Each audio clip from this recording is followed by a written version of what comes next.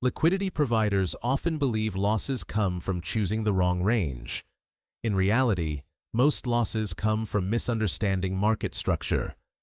Ranges are not predictions. They are not targets, and they are not designed to maximize yield. At LP regime, ranges exist for one reason only: to define where liquidity has historically been accepted. An LP regime range represents an area where price has spent time, rotated repeatedly, and attracted both buyers and sellers. These are zones where liquidity has actually been used. When price moves through these areas again and again, liquidity tends to perform naturally. Fees accrue through repetition, not through direction.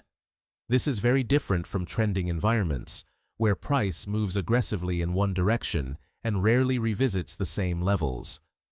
Outside of these acceptance zones, price often shows rejection. Moves into these areas tend to stall, reverse, or fail to gain follow-through.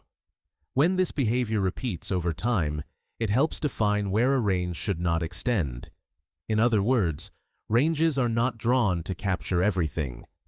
They are drawn to avoid areas where liquidity consistently underperforms.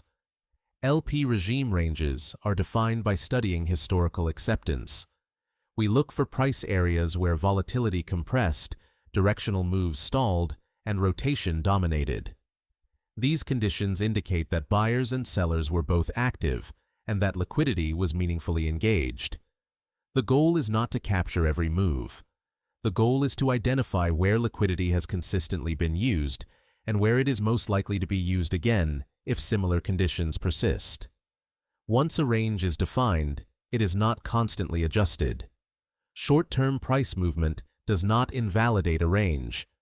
Markets are noisy, and reacting to every fluctuation is one of the fastest ways liquidity providers overtrade themselves into unnecessary risk. Frequent range changes feel productive, but they often do more harm than good. Ranges change only when market structure changes. When price stops rotating and begins expanding, the environment shifts.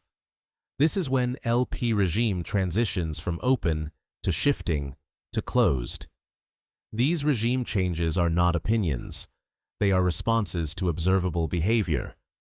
When price is rotating within defined acceptance zones, liquidity conditions are supportive. When price begins to pressure the edges of a range without clear rejection, conditions become uncertain. And when price accepts outside of the range and fails to return, liquidity risk increases rapidly.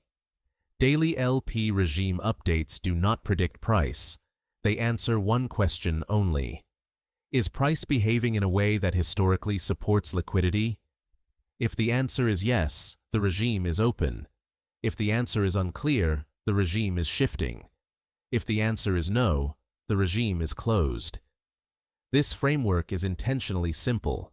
It exists to reduce noise, limit emotional decision-making, and help liquidity providers avoid participating in environments where structural odds are unfavorable.